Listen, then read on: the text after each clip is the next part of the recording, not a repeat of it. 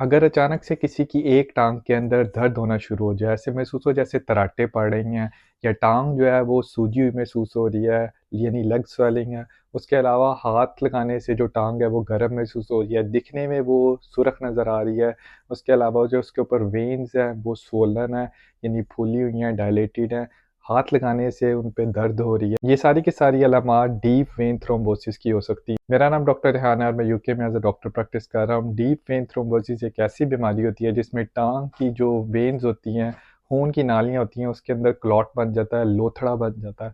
अब deep vein thrombosis का इलाज करना इसलिए ज़रूरी है क्योंकि अगर वहाँ से ब्लड क्लॉट यानी खून का लोथड़ा टूट के आपकी खून की नालियों के ज़रिए फेफड़ों की नालियों के अंदर आ जाए तो उससे पल्मोनरी एम्बोलिज़्म हो सकता है, जो कि जानलेवा साबित हो सकता है और हर साल कितने लोग पल्मोनरी एम्बोलिज़्म से अपनी जान गँवा बैठते हैं।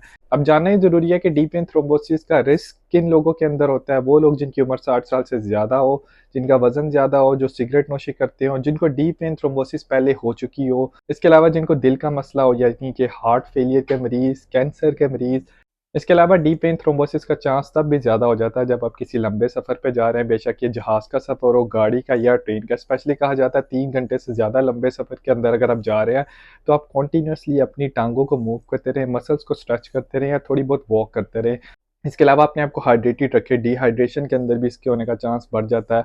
वो लोग जिनकी कोई रीसेंट सर्जरी हुई है, वो बेड पे ज़्यादा देर रहते हैं, उनके अंदर भी चांस बढ़ जाता है। प्रेगनेंसी के अंदर इसका चांस भी बढ़ जाता है। अगर आपको डीप वेन थ्रोम्बोसिस की अलामात हो तो ज़रूर अपने करीबी डॉक्टर से फ़ौरी रुजू करें, जो कि आपकी हिस्ट्री सुन के मुआयना करके आपको अल्ट्रासाउंड स्कैन के लिए रेफ़र कर सकता है, जिसमें बेसिकली कन्फर्म हो जाएगा कि आपको डीप वेन थ्रोम्बोसिस है और वो किस जगह पे लोकेटेड है।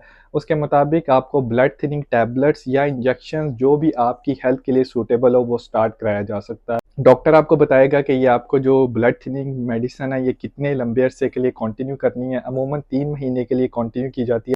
अगर आप अपने आप को डीप वेन थ्रोम्बोसिस से बचाना चाहते हैं तो किसी भी लंबे सफ़र पे जाते हुए अपने आप को इनएक्टिव रखने की बजाय थोड़ी-थोड़ी देर के बाद उठ के वॉक करने की कोशिश करें। अपने टाँग के मसल्स को स्ट्रेच करते रहें, पानी का इस्तेमाल ज़्यादा से ज़्यादा करें। अगर आपको मेरी वीडियो अच्छी लगे तो ज़रूर दूसरे लोगों के साथ शेयर कीजिए और मेरे चैनल को फॉलो और सब्सक्राइब कर लीजिए।